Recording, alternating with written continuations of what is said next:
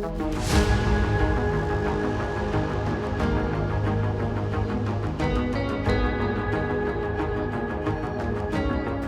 to the FullScope IT Cybercast, where we dive into the world of IT and break down hot topics such as cybersecurity, ransomware attacks, hypothetically taking over the world.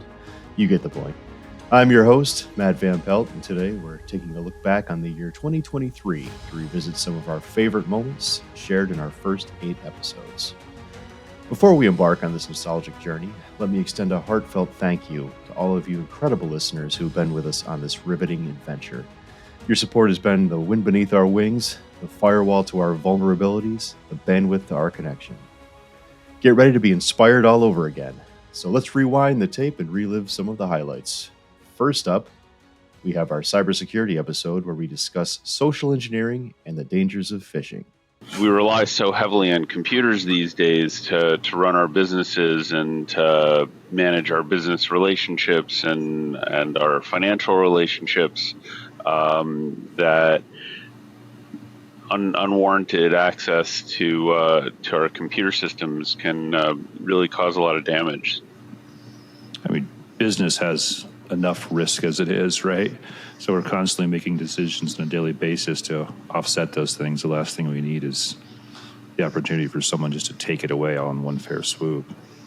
Can we give some maybe some examples of some top cybersecurity threats? Well, that's a great question. Let me look at what we wrote down there, because there was such a, we had prepared a really good list, but off the top of my head, it seems like these days email is really the number one way that businesses are being attacked these days. And mostly that's done through phishing, where there's emails sent pretending to be somebody that they're not, asking employees to access certain systems or send money, and they use a lot of methods to try to convince employees to do these things. They're very, very convincing. There's a long history of trying to convince people to do things they wouldn't normally do. And, I'm sure there's some really great car salesmen out there, but they use a lot of these like salesman techniques to convince you that you're doing the right thing and that you want to just keep moving forward.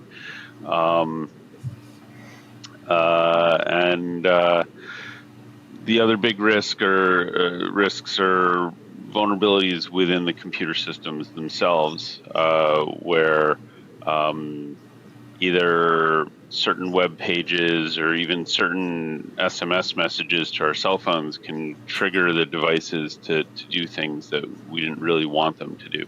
On all the electronic sides of things, or the digital side of things, it's just a matter of how good that person is to get through something. But as soon as you press on the human factor, right, that's why the email is so successful. It's because we get into routines, we rush, we do things, we're the variable, right? And I think that's why that's such a successful threat, unfortunately. One thing that I keep thinking about, and I know that social engineering is kind of like similar, I think, right, to the phishing.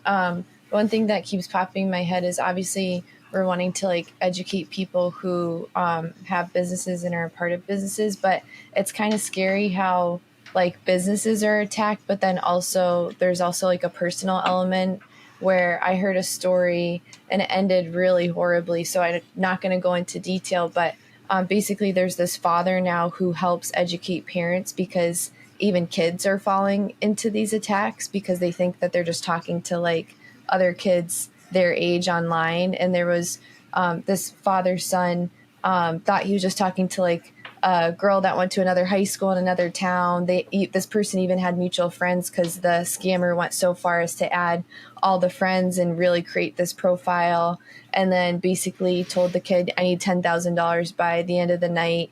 And a bunch of horrible stuff happened in between. And so now this dad goes around and tries to educate parents on how to have their kids avoid. But what would you suggest, like on a personal level and a business level, like because it's like in my head, you don't want everyone to be fearful of everyone where they're avoiding human interaction and stuff like that. But is there something that you would suggest to know if like that LinkedIn person is real, or even on a personal level for families to know, like, how do you verify when they go so deep into making themselves look so real online? Wow, that's a great question. These are all very personal decisions when you're talking about, like your kids and your personal accounts. And some people just take the stance that nothing is trustworthy, and they don't join social media networks, or they just join them just so that they can read stuff that their friends are posting, but they won't post anything themselves. But verification that you're really dealing with the person you think you are is very difficult, because the power of the social networks is that you can reach out to people all across the entire planet that you may not have seen for years, or that you may never even meet. These technologies have always existed. They just used to be just for like communication, like you could have a pen pal, but the speed of the mail sort of dulled the edge of what you could really do in those situations. But now everything's so fast that somebody could ask you for $10,000 and you could send it to them a second later. I guess I would just say, and try to give things time. Don't be so reactive, because you can get into trouble very, very quickly. And try to slow things down and make sure you're really talking to who you think you're talking to, and that the situation really is what you think it is before acting. Next up, we share a look back on a few of our favorite story segments, including flying cars, public service announcement via drone, and the New York City mayor using deepfake AI to speak different languages. This story of the week comes from Architectural Digest. The flying car was just officially certified for takeoff. What do we think about this, guys? Long time coming. And we've been promised this since what, like the 1930s? If not longer. Yeah, this is an interesting one, right? I think everybody thinks the car itself was what we've been waiting for, and I don't think that's the case. I think we could always figure that out. I think it's the infrastructure. Like, what are the rules? How do you know where to go? What is the, I think autonomy had a lot to do with this evolution finally seeing some results, because that was my thing. Like, I always go back to the Fifth Element, that movie, right? Where it was like these layers of skyways. Yeah, looked terrifying. Yeah, that's my issues. I mean, I think drivers are bad enough. Now people can go vertical, start making so that's the part that I'm more interested in, is what are the rules? Yeah, if you can't even fly a half a pound drone over a crowd without a particular license or clearance ahead of time, how about running to the store really quick and just want to go, Yeah, that's unlikely to happen anytime soon. Even like the ultralight rules, you have to stay at least 500 feet away from any buildings or people, and also fly at least 500 feet, but you can't go high enough to get close to where the actual current aircraft are. Right. So that's a lot to contend with. And as soon as you get more than one of these flying around in an area, making sure that they don't crash into each other, and making sure they don't go into restricted airspace, I think is going to take a lot of automation. My plan with any kind of automated car is that they're going to be ready at the time that I no longer want to drive myself.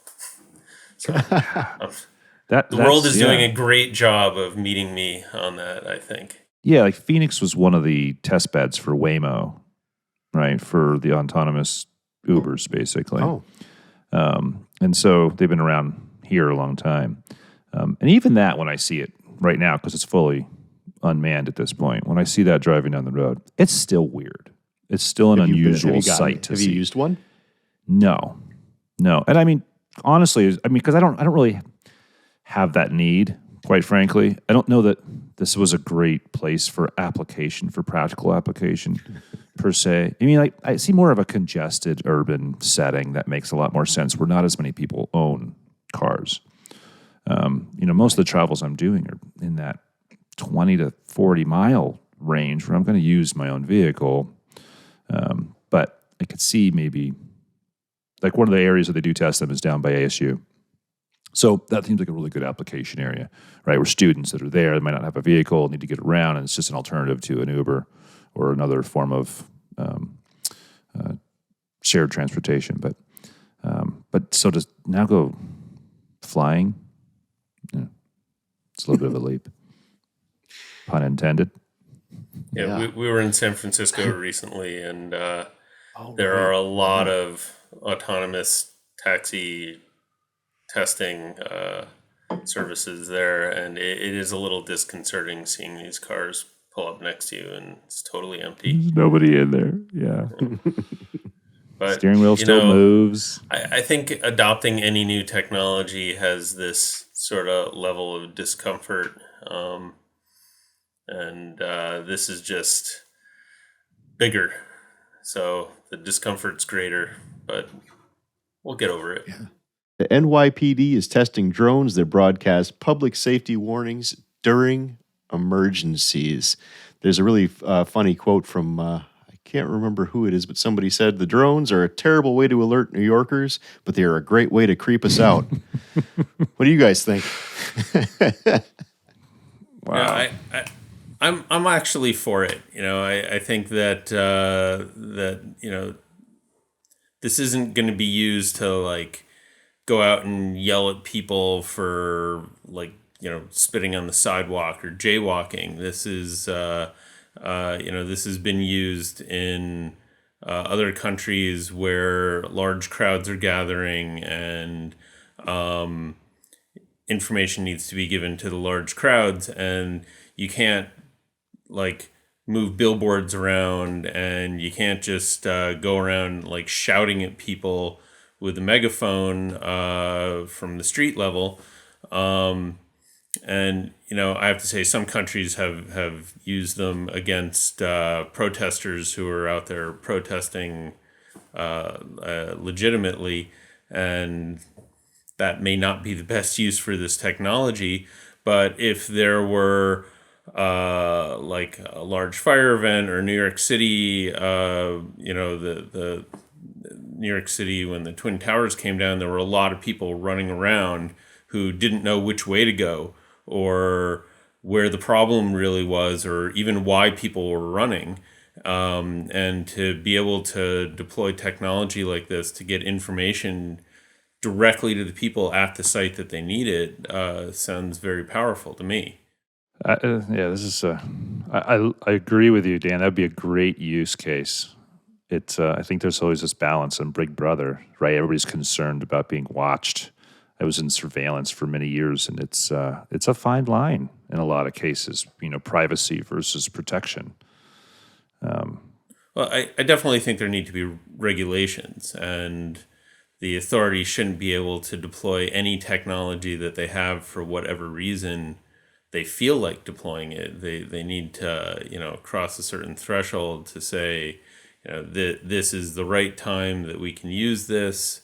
And even though it is a little bit creepy, the value to save people's lives and keep people safe outweighs that this time. New York City mayor casually announces he's deepfaking himself. Experts are horrified. There's a quote from the Surveillance Technology Oversight Project. condemning the robocalls and calling them deceptive. Quote, "This is deeply unethical, especially on the taxpayer's dime." Executive Director Albert Fox Kahn said in a statement, "Using AI to convince New Yorkers that he speaks languages that he doesn't is deeply Orwellian. Yes, we need announcements in all of New Yorkers' native languages, but the deepfakes are just a creepy vanity project." Oof, scathing. What do we think about that? This is interesting. I agree that it might be creepy. But I don't really agree with much else that he said. The man is the mayor of New York City, and I don't think there's I don't think there's any issue with him wanting to use his own voice to get these public service announcements out to the. I think the problem was I'm not sure what's unethical about it. These I are. think that what they're saying is the problem was he was passing it off that he could, like, people thought he could speak these languages, and there's a problem with that. But I don't see how it's Orwellian. That I don't agree with. I don't see how it's Orwellian because he's not trying to take over New York City. Trying to help. He's trying to help the citizens of the city be informed. But it might be creepy, depending on how they sound. And they have to there use probably his should voice, be I rules guess. in place, and the announcements probably should specify that the audio is being generated by artificial intelligence. Is it different than subtitles? And I mean, is it any different? Well, they were phone calls. Yeah, they're phone calls, so they're like automated. Yeah, and I didn't really get the impression that he was trying to convince people that he could speak all these languages. He just wanted to get these messages out, and it's hiring events and free concert series. It's not like they're right. right. It's not. I don't think it would be Trade very hard secrets. for him to apologize and say, "I didn't mean to give you the impression that I speak all these languages." And it sounds like when he runs into people that say, "Hey, I didn't know you spoke Mandarin," I don't think he's lying to them and saying, "Oh yeah, I can speak Mandarin." I think it's just a very simple gap to close to have a little disclaimer at the beginning of these calls. But I think it would be comforting, It seems like they're using this article as a jumping point for using it in political campaigns and all that kind of stuff, like misleading people using AI. And where does it end? Where does it start and where does it end? If they made that jump, I think we would have a lot more to talk about. But based on what they've done so far, I think it can be very comforting to have people who don't speak English as their first language to get these information calls from their mayor in a language that they understand. I think that can give them a lot of faith in the city government, and I don't see that as Orwellian. Yeah, I don't either. I think this is a good example of using technology for good. I mean, we all know like the cool things get always used for evil at some point, but this is I think this is a good example of a great way to use technology. I mean, isn't there other like live translate services as well? Right? Is this really much different than that? Where you're just communicating on and banning it basically makes it a tool just for the bad guys. Right. Yeah, that's a great point. Remember our episode discussing the cloud and how it's more than just a floating mass of condensation in the sky? Dan, let me ask this question. Let me ask these two questions. What is the cloud, and most importantly, where is it? It's large data centers scattered all over the planet, connected through the internet, with a large number of servers, which are just beefy PCs like you would have on your desk. From a business perspective, if you need a server and you want to put it in the cloud, you can specify which one of these data centers you're paying for, They have a large amount of server capacity available, and you just pay for what you need. You can add it and subtract it, and it's much more flexible than infrastructure that you would have in your office, where adding a server can massively increase your costs, and you have to take care of your air conditioning and your security and your power. When you buy cloud infrastructure, all these things sort of come bundled in. I think one of the problems with cloud infrastructure is that, just like when you get the cloud services apps, you get Gmail and you just assume it's all going to work, and it's either working or it's not, and Google fixes the problems, or you get Outlook and Microsoft fixes the problems. But when it comes to cloud infrastructure, where you want your own servers running in the cloud, so that you can expand them and get more storage, and you don't have to worry about all those things that I just talked about, like power. I think there's a lot of assumptions that it comes with a lot of other things that may not really be there, including security and backups and ransomware protection. And a lot of these services have to be added on very carefully to ensure that your cloud infrastructure will keep running as long as you need it to. How many companies are you seeing out there that still have the old on-premises type of infrastructure that you talk to? So it's actually the majority. We're still seeing most organizations, but I'd say it's legacy. Like the most common thing I see that when we come across at this point that we're surprised is the email, like the 365 Exchange servers.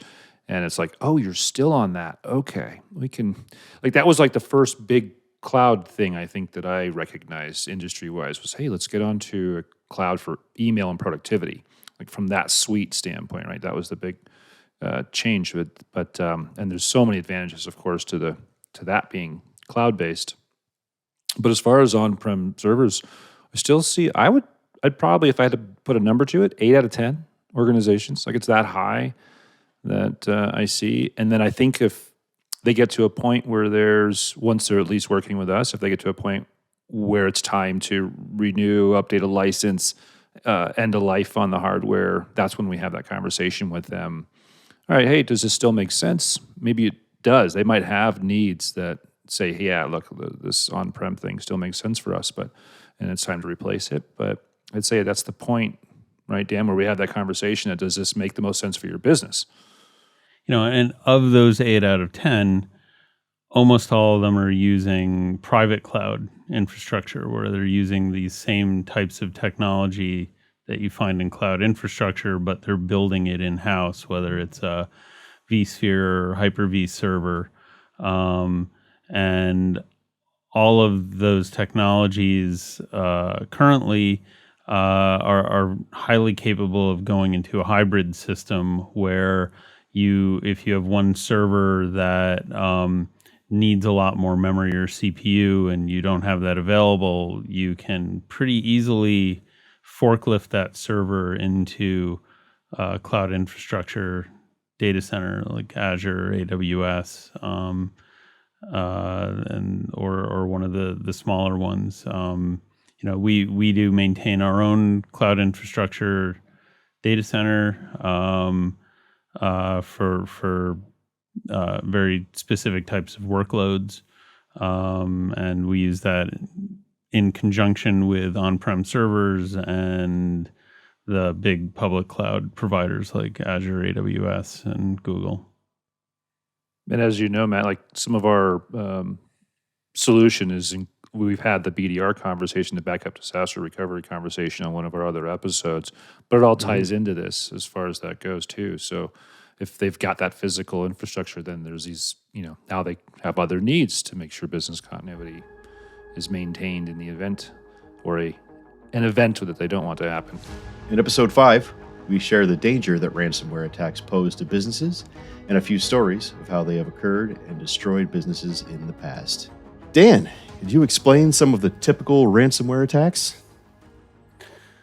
Well, the primary type is what you just described, where bad guys try to sneak malicious software onto your network, and then it just finds all of the typical files, Word files, Excel, whatever they can get their hands on, and just erase them and write them back to the hard drives, encrypted, so that you need to buy a key from them to decrypt it. Unfortunately, sometimes they don't actually have those keys, and they're, once you give them the money, they may just disappear. One of the worst types of malware to get not only would encrypt the files on your hard drives, but will also take a copy of those files, and then they'll look for things like credit card numbers and proprietary customer information. And then not only will they be looking to get you to pay to decrypt your files, but they may also be looking to get you to pay to guarantee that they won't share your data with somebody else. But once again, guarantee. Once you pay, there are no guarantees with criminals, and they may leak the information anyhow. Yeah, why wouldn't they make money on it 3 times over, right? Right. And then if they do find something like credit cards, they may just sell the credit cards on the dark web to people who are going to look to drain customer accounts. There is a story of an organization that we were working with, but we hadn't started managing them yet, and this was before my time.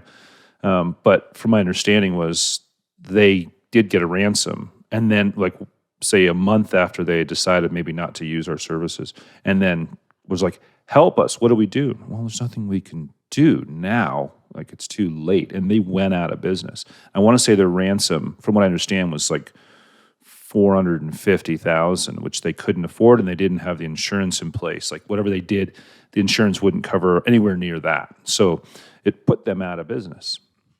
And that's a real thing, and it really happens. We hear these stories, right? Or, we're going to talk about another one coming up here in a minute here, but they're out there. It's constantly happening. And this burying your head in the sand thing is not going to last. It's really not. Other than I'll add, there was 2 other really big ones that just happened in the last week or so, and that was the Sony PlayStation, the online side for that. That was held at, and I believe that was I don't remember, $50 million ransom, and then Johnson Controls, who is owned by Tyco, and they do building automation, including some federal or government buildings. They're a $25 billion a year company, so pretty close to MGM here. And they got hit with a $51 million ransom, and they were able to access their building automation side of things. So just that division, Tyco is a big, name, and it has a lot of subsidiaries. But Johnson Controls, this particular one, was the one that they grabbed. But that's massive. There's be a lot of fallout from that one. And I think the lesson for small and medium businesses is not that if a huge enterprise like that can't secure themselves, what chance do we have? Because that's simply not true. The important lesson is that you need to really put that same level of focus on any size business. And not assume that you're too small to be a target. Yep. And the budget's got to be relative. I mean, if you think about some of these, I would bet MGM, what do you think their annual IT budget is? I don't know, $10 million a year? I mean, it's got to be massive between the employees themselves and then the actual tools that they use, right? Probably a bit more than that. Yeah, probably is a bit more than that. That's what I said. I was like, that's probably really low. So it's all relative, right? But I think that actually the small businesses may have the advantage here because I think they can spend a whole lot less in a very reasonable amount and do a very similar level of protection in comparison because there's also the desire's not there as much for the actors. Yeah. Well, and the good news is the big enterprises that when they need to put in $100,000 firewalls to protect their network, the same code base that protects those firewalls scales down to firewalls that are $1,000 or $2,000, if not a little less expensive than that. And you can get the same protections for a small and medium-sized network that's available to everyone. Yeah, and that's what I mean. Like, I really think it's relative, right? And they can, for a very fair price, they can do a really good job at protecting themselves. Last but certainly not least, we discuss in Lucky episode number 7 the largest DDoS attack on record so far. It's safe to say that when it comes to DDoS attacks, it's better to be protected than safe rather than sorry. As we like to say, detect and protect. There has been some interesting news lately. A few weeks ago, October 10th, 2023, if you're watching this some other year, Google and Cloudflare detected the largest ever DDoS attack that has been detected in the history of the internet. And, the numbers are really big. So they got it peaked at 398 million requests per second, which they say is more requests than Wikipedia gets in an entire month. All in 1 second. Wow. So, it does go to show that the attackers are really putting a lot of effort into DDoS as an attack vector, and their capabilities are growing. It's very interesting that, to look at how these things evolve, that it's not just things that are generating traffic and sending them out. They're actually using flaws in protocols to amplify the attacks. Wow. That's really interesting. The traditional DDoS attacks were from like botnets or camera systems that had been broken into, where they would just use these like IoT devices and individual PCs on home connections to just send out as much traffic as they can. But it's really evolved to amplifying the attacks through these flaws. And they've also, I was reading another article recently that a lot of the attacks have switched from these IoT devices, which have very limited CPU and bandwidth, and they've moved on to either compromising VMs in like large data centers that have terabits of bandwidth in the data center, or they've been just buying time on virtual machines in the data centers with stolen credit cards, and that a small number of these VMs can generate more traffic than tens of thousands of cameras that are sitting in homes and businesses. I think I can remember this was a few years ago, but talking about the appliances and kind of their bandwidth, but someone had gone after service was like, say, Netflix or Amazon Video or somebody like that, but they used those surveillance cameras as a way, the bots grabbed those, and then they turned around and they grabbed, 1 million cameras across the world, and they pointed them towards whoever service that was, and it shut down the service. So, we all couldn't watch our Netflix for like 3 hours or something while they figured this out. But it was a resource thing, like what you're saying. The customers that we deal with, there's two general problems with this. One is if they themselves are attacked, it can disrupt their business. But services that they rely on can be attacked and can cause problems with their business. So, Netflix, it's terrible when you can't get into Netflix, but if you're running a business and you can't get into your banking website, that can cause some real problems. Yeah, so how do you detect and protect from something like this? Oh, that sounded cheesy. No, okay, go ahead. I don't know, it rhymed. Detect and protect. Detect and protect. Those are two really different questions. Detecting can be very challenging because we run monitoring systems on customer firewalls, but if a customer themselves is under attack, that firewall may simply look like it went offline, and we wouldn't be able to see whether it was under attack or whether somebody crashed into a telephone pole or the power went out. They would just be offline. And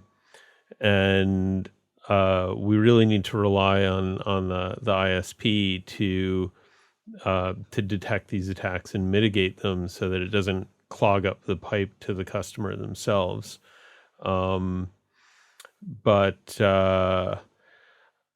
as far as protecting, there's a few things we can do on the firewall that deal with some of these protocol issues. Like the firewalls can detect when there's too many TCP connection requests per second, or too many UDP packets that are on the same port. These are both indications that something's going wrong and we should block this traffic. And very often that can go a long way to stopping the attacks from progressing. They can also go a long way to stopping devices on the customer network from being abused to attack someone else. But the bigger way to protect yourself is to not let the attackers know you even exist. So very often, if a company has a website, we will work with them to move it behind something like Cloudflare, and so Cloudflare gets attacked, and they have a massive network that can handle these attacks. Microsoft can do this as well, and even if you have to run the web server on in your office, on a server in your office, we can still put it behind these services and hide your office from the rest of the internet while protecting it by these services. And there you have it. To look back on 2023 from the FullScope IT Cybercast. What a journey it's been so far. Before we sign off, remember to subscribe to our podcast on your platform of choice, and please let us know which episodes from 2023 left an impression on you. Your input matters. From all of us here at the FullScope IT Cybercast, thank you for your continued support. Until next time, be sure to safeguard your digital frontier and, as always, stay behind your firewall.